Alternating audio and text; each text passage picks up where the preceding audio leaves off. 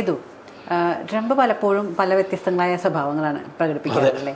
പലരോടും ഇന്ന് സ്നേഹത്തോടെ ഇരിക്കുന്നവരോട് നാളെ ദേഷ്യമായിരിക്കും, അല്ലെങ്കിൽ അവരോട് പ്രതികാര മനോഭാവത്തിലായിരിക്കും പെരുമാറുക. അപ്പോൾ ഇങ്ങനെ ചുരുക്കി പറഞ്ഞൊരു ഓന്തിൻ്റെ സ്വഭാവം എന്ന് നമുക്ക് പറയാം, പലപ്പോഴും പല രീതിയിൽ. അപ്പോൾ കഴിഞ്ഞ കുറച്ച് നാൾ മുന്നേ വരെ മോദിയുടെ ഏറ്റവും അടുത്ത ചങ്ങാതിയായിരുന്നു. ഇപ്പോൾ ആണെങ്കിൽ നേരെ തിരിഞ്ഞിരിക്കുകയാണ്. അപ്പോൾ ഇങ്ങനെ വ്യത്യസ്തങ്ങളായ സ്വഭാവങ്ങൾ കാണിക്കുകയാണ്. പല രീതിയിലും ട്രംപിനെ നമ്മൾ കളിയാക്കി പലതും പറയാറുണ്ട്. അപ്പോൾ എന്തായിരിക്കും ഈ ഒരു പല വ്യത്യസ്ത സ്വഭാവം കാണിക്കുന്നതിൻ്റെ പിന്നിലെ കാരണം എന്തായിരിക്കും? ട്രംപ് വ്യത്യസ്ത സ്വഭാവങ്ങൾ കാണിക്കുന്നതിൻ്റെ കാരണമെന്ന് പറഞ്ഞാൽ ട്രംപിൻ്റെ മാനസികാവസ്ഥ അങ്ങനെയാണ്. ഇപ്പോൾ അമേരിക്കൻ മാധ്യമങ്ങൾ, അവിടുത്തെ ജേണലുകൾ, അവിടുത്തെ ഈ പറയുന്ന രാഷ്ട്രീയ നിരീക്ഷകരൊക്കെ പലരും ട്രംപിൻ്റെ വാക്കുകളെ വിശേഷിപ്പിക്കുന്നത് ഭ്രാന്തൻ്റെ ജൽപ്പനങ്ങൾ എന്നാണ്. അതിൻ്റെ മലയാളം അങ്ങനെയാണ്.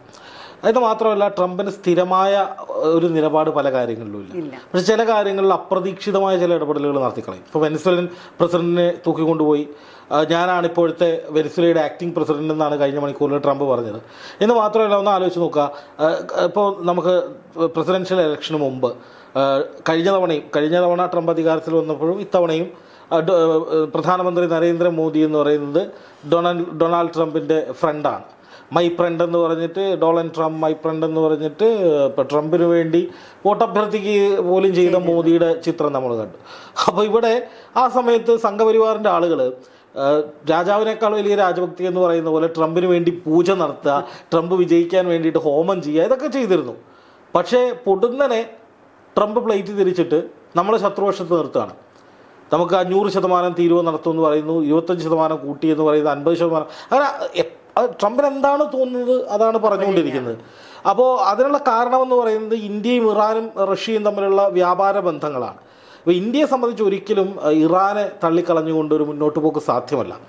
നമ്മുടെ 1950 മുതൽ തന്നെ നമ്മൾ ഇറാനുമായിട്ട് കരാറുകളിൽ ഏർപ്പെടുന്നുണ്ട്. വളരെ സ്നേഹബന്ധത്തിലാണ് പോകുന്നത്. ഞാനത് പ്രത്യേകം പറയുന്നത് ഈ സംഘപരിവാറുകാരോടാണ്. ഇവർ ഈ ട്രംപ് ഈസ് മൈ ഫ്രണ്ട് എന്നും പറഞ്ഞിട്ട് ഇറാനുമായിട്ട് അമേരിക്ക യുദ്ധം പ്രഖ്യാപിക്കുമ്പോൾ ഇറാനെതിരെയാണ് ഈ സംഘപരിവാറിൻ്റെ വാട്സപ്പ് യൂണിവേഴ്സിറ്റി ആളുകൾ നിൽക്കുന്നത്. പക്ഷേ ഇവർ ശരിക്കും പറഞ്ഞാൽ മണ്ടന്മാരാണ്. കാരണം ഇന്ത്യയുടെ നിലപാട് എന്താണെന്നുള്ളതിനെക്കുറിച്ച് ഇവർക്കൊരു ധാരണയില്ല. നമ്മുടെ വിദേശ നയം എന്താണെന്നതിനെക്കുറിച്ച് ഒരു ധാരണയില്ല. ട്രംപ് അപ്പുറത്ത് നിന്ന് ഇന്ത്യയെ വെല്ലുവിളിക്കുകയാണ്, അപ്പുറത്ത് നിന്നിട്ട് പാകിസ്ഥാനെ വിളിച്ച് ചോറ് കൊടുക്കുകയാണ്. പാകിസ്ഥാൻ, അതായത് ഇന്ത്യയിലേക്ക് ആക്രമണം നടത്തിയ പാകിസ്ഥാൻ്റെ സൈനിക നേതാക്കന്മാരെ അമേരിക്ക അവിടെ കൊണ്ട് വൈറ്റ് ഹൗസിലേക്ക് ക്ഷണിച്ച് അവിടെ വിരുന്ന് കൊടുക്കുന്ന സാഹചര്യം ഉണ്ടായത് നമ്മൾ കണ്ടു.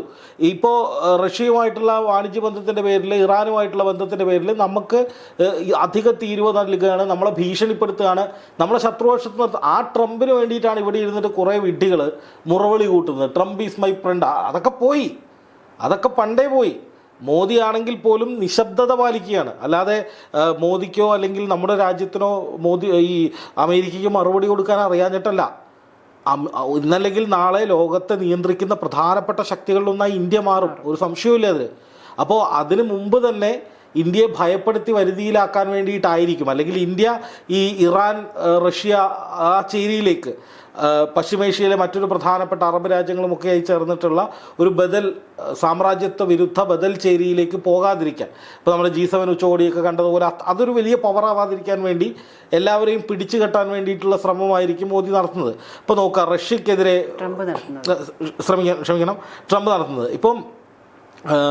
ഇപ്പോൾ ഒന്ന് ആലോചിച്ച് നോക്കുക, ഇറാനെതിരെ വെല്ലുവിളി നടത്തുന്നു. ആശാൻ എത്ര ദിവസമായി? 3ാമത്തെ ആഴ്ചയിലേക്ക് കടക്കുകയാണ്. ഇറാനെ അത് ചെയ്യും, ഇത് ചെയ്യും, മറ്റത് ചെയ്യും, മറിച്ചത് ചെയ്യും എന്ന് പറഞ്ഞുകൊണ്ടിരിക്കുകയാണ്. ഇറാനിലേക്ക് ഏത് നിമിഷവും ആക്രമണം ഉണ്ടാകും. സൈനികരിപ്പോൾ ഇറാനിലേക്ക് വരും. പ്രക്ഷോഭകാരികളെ ഇറാൻ അടിച്ചമർത്തിയാൽ ഇറാനിൽ കയറി ഞങ്ങളുടെ സൈന്യം പ്രക്ഷോഭകാരികൾക്കൊപ്പം നിൽക്കുമെന്ന് ട്രംപ് പറഞ്ഞിട്ട് ഇന്നേക്ക് 3ാമത്തെ ആഴ്ചയായി. ട്രൂത്ത് സോഷ്യലിൽ ട്രംപ് ഇട്ട പോസ്റ്റ് അവിടെ കിടപ്പുണ്ട്. ഇതുവരെ ആശാൻ അങ്ങോട്ട് ഒരു സൈനികനെ അയക്കാൻ പറ്റിയിട്ടില്ല. ഒരു സൈനികനെ അയച്ചിട്ടില്ലല്ലോ. അതുപോലെ ഇസ്രായേലിലെ 2-3 ആഴ്ച, 1 മാസത്തിന് മുമ്പ് ട്രംപുമായിട്ട് കൂടിക്കാഴ്ച നടത്തിയിട്ട് എത്രയും പെട്ടെന്ന്, 1 മാസമല്ല 2 ആഴ്ചയെന്ന് തോന്നുന്നു, ട്രംപുമായി കൂടിക്കാഴ്ച നടത്തിയിട്ട് ഇസ്രായേലിനോട് ട്രംപ് പറഞ്ഞത് എത്രയും പെട്ടെന്ന് യുദ്ധം ചെയ്തോളൂ എന്നാണ്. 29-ാം തീയതി, അതെ, കറക്റ്റ്. അപ്പോൾ അതൊന്നും ആയിട്ടില്ല. കഴിഞ്ഞ മാസം ഡിസംബറിലും ഇതേ ചർച്ചകൾ നടത്തിയതാണ്. അമേരിക്ക പറയുന്നത്, ട്രംപ് പറയുന്നതാണ് ഇറാൻ ആണവ പരീക്ഷണം നിർത്തണം. ഇറാൻ ഈ പറയുന്ന ബാലിസ്റ്റിക് മിസൈലുകൾ ഉണ്ടാക്കരുത്, ഇറാൻ എത്രയും പെട്ടെന്ന് ചർച്ചയ്ക്ക് ഞങ്ങളുമായിട്ട് സന്ധി ചെയ്യണം, ഞങ്ങൾ പറയുന്നത് അംഗീകരിക്കണം, ഇല്ലാന്നുണ്ടെങ്കിൽ ഇറാനെ തീർത്ത് കളയുമെന്ന് ട്രംപ് പറയാൻ തുടങ്ങിയിട്ട് എത്ര കാലമായി?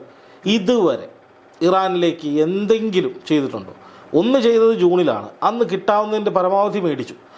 ഇസ്രായേലിലേക്കും അമേരിക്കയുടെ സൈനിക കേന്ദ്രങ്ങളിലേക്കും ഇറാൻ ശക്തമായ ആക്രമണം നടത്തിയതോടുകൂടി ട്രംപ് അങ്ങോട്ട് പോയിട്ട് മധ്യസ്ഥത നടത്തി പിൻവലിയുകയായിരുന്നു. അപ്പോൾ ഇവിടെയൊക്കെ നമ്മൾ കാണുന്നത് ഈ ട്രംപിൻ്റെ ഒരു തരം കോമാളിത്തരമാണ്. കോമാളിത്തരം എന്ന് പറഞ്ഞാൽ അത് ഒരു ബഫൂൺ ലൈക്ക് ക്യാരക്ടർ അല്ല, മറിച്ച് താൻ ഒരു വലിയ സംഭവമാണ് എന്ന മട്ടിൽ സ്വയം ചിത്രീകരിക്കാൻ, പോർട്രേറ്റ് ചെയ്യാൻ വേണ്ടിയിട്ട് ട്രംപ് ശ്രമിക്കും. പക്ഷേ അത് ദയനീയമായിട്ട് പരാജയപ്പെടും. പിന്നെ അതിൽ നിന്ന് രക്ഷപ്പെടാൻ വേണ്ടിയിട്ട് ട്രംപ് ഉരുണ്ട് കളിക്കും. ഇതാണ് സംഭവിക്കുന്നത്. ഇപ്പോൾ ഇന്ത്യയും പാകിസ്ഥാനും തമ്മിൽ ഈ പഹൽഗാം ഭീകരാക്രമണത്തിന് ശേഷമുണ്ടായ ആ ഒരു യുദ്ധസമാനമായ, അല്ലെങ്കിൽ ഒരു യുദ്ധം തന്നെ പറയാം. നമ്മൾ പാകിസ്ഥാനിൽ കടന്നു കയറി അവരുടെ സൈനിക കേന്ദ്രങ്ങൾ, അതുപോലെ തന്നെ അവരുടെ തീവ്രവാദ കേന്ദ്രങ്ങൾ, പരമാവധി നാശനഷ്ടങ്ങൾ ഉണ്ടാക്കി. ഒടുവിൽ പാകിസ്ഥാൻ നമ്മുടെ കാലിൽ വീണതിന് ശേഷമാണ് നമ്മൾ അതിൽ നിന്ന് പിന്മാറിയത്. കൃത്യമായ വാണിംഗും കൊടുത്തു, ഇനി ഇന്ത്യയിലേക്ക് ഒരു ആക്രമണം നടത്തിയാൽ പാകിസ്ഥാൻ ബാക്കി ഉണ്ടാകില്ല എന്ന് പറഞ്ഞിട്ടാണ് നമ്മൾ പിന്മാറിയത്. അത് പാകിസ്ഥാൻ കാലിൽ വീണ് കരഞ്ഞതുകൊണ്ടാണെന്ന് എല്ലാവർക്കും അറിയാം. പക്ഷെ അവിടെയും ട്രംപ് പറഞ്ഞത് എന്താണ്? ഞാൻ ഇടപെട്ടിട്ടാണ്, അതായത് പുള്ളി ഇടപെട്ടിട്ടാണ് പാകിസ്ഥാനിന് ഇന്ത്യയും പാകിസ്ഥാനും തമ്മിൽ വെടിനിർത്തലുണ്ടായെന്നാണ് പുള്ളി പറയുന്നത്. പക്ഷെ അത് തെളിയിക്കുന്ന ഒന്നും ട്രംപിൻ്റെ പക്കലില്ല. പക്ഷെ പാകിസ്ഥാൻ കാലിൽ വീണാന്ന് തെളിയിക്കുന്ന തെളിവുകൾ നമ്മുടെ പക്കലുണ്ട്. അപ്പം മറ്റുള്ള രാജ്യത്തിൻ്റെ കരുത്തിനെ ബഹുമാനിക്കാതിരിക്കുക, ഇന്ത്യയെപ്പോലെ ഇത്രയധികം വളർന്നുകൊണ്ടിരിക്കുന്ന, കുതിച്ചുകൊണ്ടിരിക്കുന്ന, ഒരുപക്ഷെ അധികം വൈകാതെ ലോകത്തെ നിയന്ത്രിക്കുന്ന ഏറ്റവും വലിയ ശക്തികളിലൊന്നായി മാറാവുന്ന ഒരു ജനാധിപത്യ രാജ്യത്തിൻ്റെ കഴിവുകളെ വില കുറച്ച് കണ്ടുകൊണ്ടാണ് ട്രംപ് നമ്മളെ ഡീൽ ചെയ്യുന്നത്. അത് ട്രംപിൻ്റെ ഒരു തരത്തിലുള്ള ഭയമായിരിക്കാം, അല്ലെങ്കിൽ ഈ പറയുന്നത് പോലെ ഇന്ത്യ വലിയ ശക്തിയാകുന്നതിന് മുമ്പേ ഇന്ത്യയെ വരുതിയിൽ നിർത്തുക, നിങ്ങൾ അങ്ങനെയൊന്നുമല്ല, എൻ്റെ കീഴിൽ തന്നെയാണ് നിങ്ങളെന്നൊരു ഒരു ഒരു ഭാവം ഉണ്ടാക്കുക എന്ന നിലയിലേക്കായിരിക്കും മൂപ്പര് കൈകാര്യം ചെയ്യാൻ ഉദ്ദേശിക്കുന്നത്. പക്ഷേ അതൊന്നും അധികകാലം നടപ്പാകാൻ പോകുന്നില്ല. മാത്രമല്ല അതിൻ്റെ കാരണമെന്ന് പറയുന്നത്, ഇപ്പോൾ ഞാൻ ഇറാൻ്റെ കാര്യം പറഞ്ഞു, ഇറാൻ ശക്തമായിട്ട് തിരിച്ചടി കൊടുത്തുകൊണ്ടിരിക്കുകയാണ് അമേരിക്കയ്ക്ക്. ഇപ്പോൾ അമേരിക്ക പറയുന്നു ഇറാനിൽ കയറി അടിക്കുമെന്ന്. ഇറാൻ ഭയക്കുന്നില്ല. ഇന്ത്യ നിശബ്ദത പാലിക്കുകയാണ്. ഇന്ത്യക്ക് തിരിച്ച് പണിയാൻ അറിയാഞ്ഞിട്ടില്ല, ഇന്ത്യ നിശബ്ദത പാലിക്കുകയാണ്. പക്ഷെ അതേസമയം ഇറാനാണെങ്കിൽ തിരിച്ച് ശക്തമായി പ്രതികരിക്കുകയാണ്. ഇങ്ങോട്ട് വന്നാൽ നിങ്ങൾ വിവരം അറിയും എന്ന് തന്നെ പറയുന്നുണ്ട്. അതുകൊണ്ട് ട്രംപ് അങ്ങോട്ട് കയറി ആക്രമിക്കുന്നില്ല. എന്ന് മാത്രമല്ല, അവിടെ ആഭ്യന്തര കലാപം ഉണ്ടായപ്പോൾ അമേരിക്ക പറഞ്ഞു ഞങ്ങൾ ഈ പറയുന്ന ആളുകൾക്ക്, പ്രക്ഷോഭകർക്ക് പിന്തുണ കൊടുക്കുമെന്ന് പറയുന്നു. പക്ഷേ ഇറാൻ തന്നെ പ്രഖ്യാപിച്ചത് ഈ പ്രക്ഷോഭം നടത്തുന്ന വിധ്വംസക ശക്തികളെന്ന് പറയുന്നത് അമേരിക്ക സ്പോൺസർ ചെയ്ത ആളുകളാണെന്നാണ്. അപ്പോൾ അതായത് ഒരു വശത്ത് ഞങ്ങൾ ആക്രമിക്കും, അത് ചെയ്യും, ഇത് ചെയ്യും എന്ന് പറഞ്ഞിട്ട് മിണ്ടാതിരിക്കുന്നു, എന്ന് രഹസ്യമായിട്ട് ഈ വിഘടനവാദികളെ അടിയിലൂടെ പിന്തുണയ്ക്കുന്നു. മറ്റൊരു പ്രധാനപ്പെട്ട വാർത്ത ഇന്ന് വന്നിട്ടുണ്ട്. അതായത് ഒമാനെ മുൻനിർത്തിയിട്ട് ഇറാനുമായിട്ട് ചർച്ചയ്ക്ക് തയ്യാറാണെന്ന് ട്രംപ് അറിയിച്ചിട്ടുണ്ട്. അതായത് ഒരു വശത്ത് അദ്ദേഹം പറയുന്നത് ഞാൻ ഉടൻ ആക്രമിക്കും. ഇപ്പോൾ പാശ്ചാത്യ മാധ്യമങ്ങൾ, അമേരിക്കൻ മാധ്യമങ്ങളൊക്കെ എല്ലാ ദിവസവും രാവിലെ ഇന്ന് ഇറാനെ പൊട്ടിക്കും, ഇന്ന് ഇറാനെ തീർക്കും. ഇപ്പോൾ കുറച്ച് ഇസ്ലാം വിരുദ്ധരായിട്ടുള്ള right wing politics, Zionist politics ആയിട്ടുള്ള ആളുകളൊക്കെ അവരൊക്കെ ഒന്ന് ബൂസ്റ്റ് ചെയ്യാൻ വേണ്ടി ട്രംപ് അച്ചായൻ നമ്മളാടാള എന്ന് പറയാൻ വേണ്ടിയിട്ട് ഇസ്ലാമിക രാജ്യം ഇല്ലാതാകുന്നു എന്നൊരു ടൈറ്റിലും കൂടി മലയാളത്തിലുള്ള കുറേ യൂട്യൂബേഴ്സും ചാനലുകളും എല്ലാ ദിവസവും രാവിലെ കൊടുക്കും. എന്നിട്ട് അതുമ്പോൾ ചർച്ചയാണ്, ഇറാനിൽ ഭയങ്കര പ്രക്ഷോഭമാണ്, അതാണ് ഇതാണ്, ട്രംപ് ഏത് നിമിഷവും കയറി അടിക്കും, ഇപ്പത്തീരും എന്ന മട്ടിൽ ചർച്ച. അപ്പം നമ്മൾ ആലോചിക്കേണ്ടത് കഴിഞ്ഞ 3 ആഴ്ചയായിട്ട് ആശാൻ ഇത് തന്നെയാണ് പറയുന്നത്. എന്നിട്ട് ഇപ്പോൾ സംഭവിച്ചത് എന്താ? ഒമാനെ ഇടനിലക്കാരാക്കി നിർത്തിയിട്ട് ഇറാൻ്റെ പ്രതിനിധികളുമായിട്ട് ചർച്ച നടത്തുകയാണെന്നേ. ആ വാർത്ത നമുക്ക് ഗൂഗിളിൽ സെർച്ച് ചെയ്താൽ കിട്ടും. അതായത് ഒരു വശത്ത് ഞാൻ ഇപ്പം തീർത്ത് കളയെന്ന് പറഞ്ഞിട്ട് പിന്നെ കൂടെ പോയിട്ട് അറിയാമോ സെറ്റിലാവണം എന്ന് പറയുന്ന ഇതാണ്. ഈ മലർവാടി ആർട്സ് ക്ലബ്ബ് എന്ന സിനിമയിൽ ഈ കട്ടപ്പുറം ശശി എന്ന് പറയുന്ന ക്യാരക്ടറുണ്ട്, സലിംകുമാർ യൂണിയൻ തൊഴിലാളിയായിട്ട്. പുള്ളി നിവിൻ പോളിയോട് വെല്ലുവിളിക്കുന്നൊരു സീനുണ്ട്, ദയവായി എന്നെ വെറുതെ വിടണം എന്നൊക്കെ പറഞ്ഞിട്ട് വിരലി കൊണ്ടി സംസാരിക്കുന്നൊരു സീനുണ്ട്. അതാണ് ട്രംപ് ചെയ്യുന്നത്. ഇപ്പോൾ ട്രംപ് വെനിസ്വലയിൽ ചെയ്തു. പക്ഷേ വെനിസ്വലയിൽ നടത്തിയ ആ നടപടിക്ക് പിന്നാലെ ട്രംപ് പറയുന്നത് ഞാൻ കുറേ രാജ്യങ്ങളിൽ ഇത് ആവർത്തിക്കുമെന്നാണ് പറയുന്നത്. പക്ഷെ അപ്പോഴേക്കും ലാറ്റിൻ അമേരിക്കൻ രാജ്യങ്ങൾ ഒറ്റക്കെട്ടായിട്ട് ട്രംപിനെതിരെ നീങ്ങിക്കൊണ്ടിരിക്കുകയാണ്. ട്രംപിന് അതിനപ്പുറം ഒന്നും മൂവ് ചെയ്യാൻ പറ്റിയിട്ടില്ല. അതുപോലെ തന്നെ ഈ വെനസ്വലയിലേക്ക് വിട്ട ഡെൽറ്റ ഫോഴ്സ് എന്ന് പറയുന്ന ഈ ട്രംപിൻ്റെ ഒരു പേഴ്സണൽ സെറ്റപ്പാണത്. 15,000-ഓളം സൈനികർ, 150-ഓളം ഫൈറ്റർ ജെറ്റുകൾ, അതുപോലെ തന്നെ 5-6 യുദ്ധക്കപ്പലുകൾ, ഒരു വലിയ വിമാനവാഹിനി കപ്പൽ, ഇതെല്ലാം കൂടി ഒരു വലിയ ഇൻ്റലിജൻസ് സെറ്റ്, ഇതെല്ലാം കൂടി ഉൾപ്പെടുന്നതാണ് ഈ പറയുന്ന ഡെൽറ്റ ഫോഴ്സ് എന്ന് പറയുന്ന ഒരു വലിയ ടീം. അവർ വിചാരിച്ചാൽ ആരുടെ കണ്ണ് വെട്ടിച്ചും ഏത് രാജ്യത്തു നിന്നും ആരെയും പൊക്കാം എന്നൊക്കെയാണ് അവർ പറയുന്നത്. പക്ഷേ ഇറാൻ്റെ കാര്യത്തിൽ അത് അവർ പോകുമെന്ന് പറഞ്ഞിട്ടും ഇതുവരെ നടന്നിട്ടില്ല. ഇപ്പോൾ എയർ ലാപ്പിഡ് എന്ന് പറയുന്ന ഇസ്രായേലിലൊരു പ്രധാനപ്പെട്ട തീവ്ര സയനിസ്റ്റ് രാഷ്ട്രീയ നേതാവുണ്ട്. അദ്ദേഹം ഈ വെനസ്വലൻ ഓപ്പറേഷൻ നടന്നതിന് പിന്നാലെ ഇറാനോട് പറഞ്ഞത് ഇത് നിങ്ങൾക്കുള്ള മുന്നറിയിപ്പാണെന്നാണ്. ട്രംപും തൊട്ടു പിന്നാലെ പറഞ്ഞു നിങ്ങളൊക്കെ ഒന്ന് കരുതിയിരുന്നു എന്ന്. അത് പറഞ്ഞിട്ട് 2 ആഴ്ചയായി. ഡെൽറ്റ ഫോഴ്സും ഇല്ല, ഈ പറയുന്ന ട്രംപിൻ്റെ ഒരു വീരവാദവും ഇല്ല. ലാസ്റ്റ് എങ്ങനെയെങ്കിലും ഇത് സെറ്റിൽ ചെയ്യാൻ പോവാണ്. ഇപ്പോൾ ഇസ്രായേൽ ഹമാസ് യുദ്ധത്തിൻ്റെ കാര്യത്തിൽ നോക്കുക, ഗസയെ നരകമാക്കും, ഗസയിലെ ജനങ്ങളെ മുഴുവൻ ഞാൻ പിടിച്ചുകൊണ്ടുവന്ന് മറ്റ് ഈജിപ്തിലേക്കും മറ്റും കടത്തിയിട്ട് ഗസയിൽ യന്ത്ര ഊഞ്ഞാൽ നിർമ്മിക്കും, അതൊരു ടൂറിസം സ്പോട്ടാക്കുമെന്ന് പറഞ്ഞാൽ അതേ ട്രംപ് 1 മാസം കഴിഞ്ഞപ്പോഴേക്കും വലിയ തിരിച്ചടികൾ കിട്ടിക്കഴിഞ്ഞപ്പോൾ എന്താ ചെയ്തത്? നേരെ പോയിട്ട് ഹമാസിൻ്റെ അടുത്ത് ഒരാളെ വിട്ടു. ഖത്തറിനെ ഹമാസിൻ്റെ അടുത്തേക്ക് വിട്ടിട്ട് ഹമാസ് പറഞ്ഞ കാര്യങ്ങളൊക്കെ എഴുതി ഒരു സെറ്റിൽമെൻ്റ് ആക്കിയിട്ട് അത് അവസാനിപ്പിച്ചു. ഇതാണ് പറയുന്നത്. ട്രംപ് പറയുന്നതും പ്രവർത്തിക്കുന്നതും തമ്മിൽ വലിയ അന്തരമുണ്ട്. നമ്മൾ വിചാരിക്കുന്നത് പോലെയല്ല പല കാര്യങ്ങളിലും അദ്ദേഹം പ്രവർത്തിക്കുന്നത്. ഇപ്പോൾ ട്രംപിനെ സംബന്ധിച്ച് ഇപ്പോൾ അദ്ദേഹം വലിയ സംഭവമാണ്. ഇപ്പോൾ നോബൽ സമ്മാനം കിട്ടിയില്ല, നോബൽ സമ്മാനം സമാധാനത്തിന് കിട്ടുമെന്ന് വിചാരിച്ചിട്ടാണ് ഇപ്പോൾ യുക്രൈൻ റഷ്യ യുദ്ധം അവസാനിപ്പിക്കും, ഇസ്രായേൽ ഹമാസ് യുദ്ധം അവസാനിപ്പിക്കും, ഇന്ത്യ പാകിസ്ഥാൻ യുദ്ധം അവസാനിപ്പിച്ചു എന്നൊക്കെ ഇദ്ദേഹം പറയുന്നതിന് കാരണം അത് ആ നൊബേൽ സമ്മാനം കിട്ടുമെന്ന പ്രതീക്ഷയിലായിരുന്നു. ഒരു ഘട്ടത്തിൽ നൊബേൽ സമ്മാനത്തിന് ഞാൻ അർഹനാണെന്ന് മറ്റോ അദ്ദേഹം പച്ചക്ക് വിളിച്ച് പറയുകയും ചെയ്തു. അപ്പോൾ അങ്ങനെ പറഞ്ഞ ഒരാൾ അത് കിട്ടാതെ വന്നപ്പോൾ ഉണ്ടായ നിരാശയെ തുടർന്ന് പലതരത്തിലുള്ള കടുത്ത നടപടികളിലേക്കും പോയി എന്നുള്ളതൊരു യാഥാർത്ഥ്യമാണ്. പക്ഷേ അതിനപ്പുറത്തേക്ക് ട്രംപ് എന്ന് പറയുന്ന ആൾ നടത്തുന്ന ഈ പ്രഖ്യാപനങ്ങൾ അത് ഒരിക്കലും യാഥാർത്ഥ്യത്തിന് നിരക്കാത്ത കാര്യങ്ങളാണ്. അവിടെയൊക്കെ ട്രംപിന് തിരിച്ചടിയാണ്ടായിട്ടില്ല. ഇപ്പോൾ ഇന്ത്യയുടെ കാര്യം എടുക്കുക. അപ്പോൾ ഇന്ത്യയിൽ ഇറക്കുമതി തീരുവ കൊണ്ടുവരും, ഇന്ത്യയെ വരിഞ്ഞു മുറുക്കും, റഷ്യയിൽ നിന്ന് എണ്ണ വാങ്ങിക്കുന്ന രാജ്യങ്ങൾക്ക് മുഴുവൻ ഞാൻ തിരിച്ചടി കൊടുക്കുമെന്നൊക്കെ പറഞ്ഞ് ട്രംപ് നിൽക്കുകയാണ്. ഒരു 2-3 ദിവസം കഴിയട്ടെ, ഈ നിലപാടിൽ നിന്ന് ആശാൻ നേരെ കാരണം അറിയും. ഒരുപക്ഷെ ഇന്ത്യയുമായിട്ട് ഇപ്പം തന്നെ നമ്മുടെ രാജ്യവുമായിട്ട് വിദേശകാര്യ മന്ത്രാലയവുമായിട്ട് ഏതെങ്കിലും തരത്തിൽ അണ്ടർഗ്രൗണ്ടിൽ ഒരു ചർച്ച നടത്താൻ ആശാൻ ശ്രമിക്കുന്നുണ്ടാവും. ഇപ്പോൾ ഇറാനിലോട് ചർച്ചയ്ക്ക് തയ്യാറാണ് എന്ന് അമേരിക്ക പറഞ്ഞിട്ട് അതുമായി ബന്ധപ്പെട്ട് ഈ സ്റ്റീവ് വിറ്റ്കോഫ് എന്ന് പറയുന്ന ട്രംപിൻ്റെ മനസാക്ഷി സൂക്ഷിപ്പുകാരൻ എന്ന് വിളിക്കപ്പെടുന്ന പശ്ചിമേഷ്യയിലെ നയതന്ത്ര വിദഗ്ധനുണ്ട്. അമേരിക്കയുടെ ഇതാണ് ഉദ്യോഗസ്ഥനാണ് ഇദ്ദേഹം. ഇതിനിടയിൽ വന്നിട്ട് ഇറാൻ്റെ ചില ഉദ്യോഗസ്ഥരുമായിട്ട് ചർച്ച നടത്തി കഴിഞ്ഞു. എന്നിട്ട് ഇവർ ചർച്ച നടത്തിയിട്ട് ഇറാൻ പറയുന്നത് ഞങ്ങളാണോ പരീക്ഷണം നടത്തില്ലത്, ഞങ്ങളുടെ പരമാധികാരമാണ്.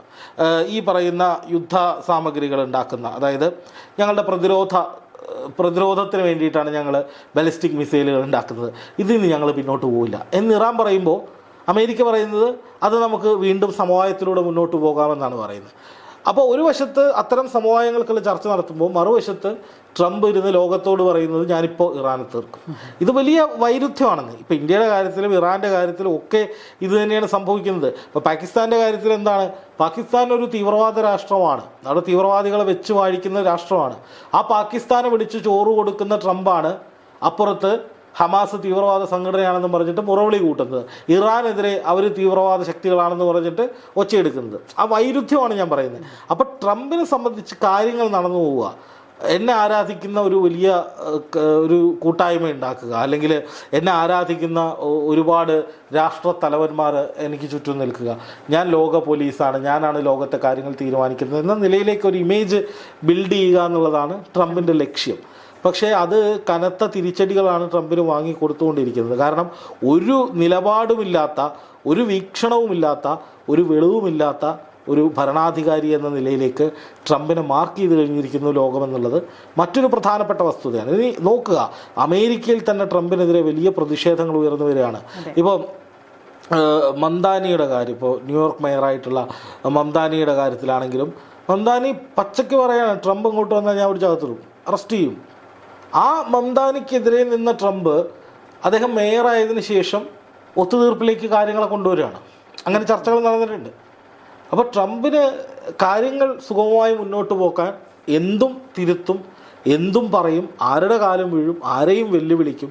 പക്ഷേ ഈ പറച്ചിലും പ്രവൃത്തിയും തമ്മിൽ വലിയ അന്തരമുണ്ട് എന്നുള്ളിടത്താണ് ട്രംപിന് കനത്ത തിരിച്ചടി കിട്ടുന്നത്. ഇപ്പോൾ ഇറാൻ്റെ ഭാഗത്തു നിന്നുണ്ടായിട്ടുള്ള ഇപ്പോഴത്തെ കടുത്ത നിലപാട് അത് ട്രംപിൻ്റെ ഇരട്ടത്താപ്പ് ലോകം തിരിച്ചറിയുന്നതിന് കാരണമായി, ട്രംപ് ഇത്രയേ ഉള്ളൂ എന്ന് ജനങ്ങൾക്ക് ലോകത്തിന് മനസ്സിലാകുന്നതിന് കാരണമായി.